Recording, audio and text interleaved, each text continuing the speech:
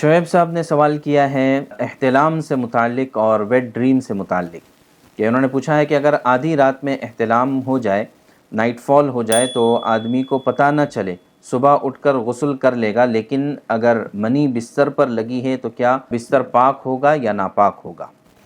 تو دیکھیے اس کا جواب یہ ہے کہ اگر انسان کو احتلام ہو گیا ہے اور نائٹ فال جو ہوا ہے تو اس کی وجہ سے ظاہر ہے کہ یہ ناپاک ہو گیا، یہ جنابت کی حالت میں چلا گیا۔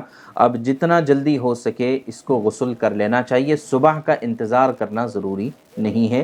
یہی حال دوسری جو شکل ہے جنابت کی، یعنی میاں بیوی اگر قربت اختیار کرتے ہیں، ہم بستری کرتے ہیں، تو اس کے بعد بھی یہ جنوبی ہو جاتے ہیں، حالت جنابت میں چلے جاتے ہیں۔ جتنا جلدی ہو سکے ان کو جو ہے غسل کر لینا چاہیے۔ اگر غسل نہیں بھی کرتے ہیں تو حدیث پاک میں آتا ہے کہ کم سے کم ناپاکی کو دھو لینا چاہیے۔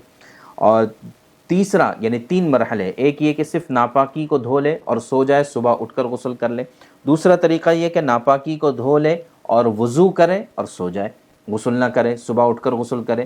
اور تیسرا طریقہ یہ ہے کہ نہیں، فوراً اسی وقت غسل کرے اور پھر سو جائے۔ یہ زیادہ اولا، زیادہ بہتر اور زیادہ پاکیزگی کے قریب ہے۔ تو اب جو ہے ان کا مسئلہ یہ ہے کہ ظاہر ہے کہ اس سے تو آدمی غسل کر لے گا، لیکن اگر بستر پر ناپاکی کے اثرات پڑے ہیں تو کیا بستر کو بھی دھویا جائے گا؟ ضرور۔ اگر ناپاکی کے اثرات، کسی بھی طرح کے اثرات، کسی بھی چیز کی ناپاکی جو پہچانی جاتی ہے وہ 3 چیزوں سے پہچانی جاتی ہے: رنگ، بو اور مزہ، کلر، اسمیل اور ٹیسٹ۔ اس سے ناپاکی پہچانی جاتی ہے۔ جو کچھ چیزیں ہیں جو صرف کلر سے سمجھ میں آ جاتی ہے، کچھ چیزیں ہیں جو صرف بدبو سے سمجھ میں آ جاتی ہے، اور کچھ چیزیں ہیں جو ذائقے سے، ٹیسٹ سے سمجھ میں آتی ہے۔ تو ان میں سے کوئی چیز بھی اگر ظاہر ہو جائے بستر پر یا چادر پر تو اس کو بھی دھونا ضروری ہوگا، اس کا پاک کرنا ضروری ہے۔